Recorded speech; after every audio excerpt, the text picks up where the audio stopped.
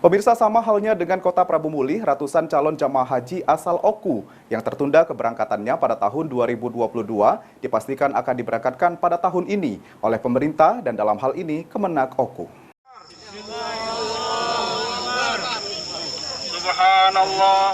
Pada tahun 2022 lalu, sebanyak 151 calon jamaah haji asal Oku tertunda keberangkatannya disebabkan karena adanya pembatasan usia dan kuota dari pemerintah Arab Saudi. Namun demikian, pada tahun 2023 ini, Kemenak Oku memastikan akan berangkatkan calon jamaah haji yang tertunda untuk melaksanakan ibadah haji dan saat ini masih dalam tahap pendataan dan proses pembuatan paspor.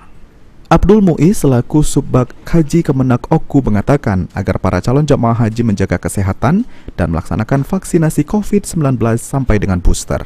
Pasti berapa setoran akhir untuk biaya haji tahun 2023 ini.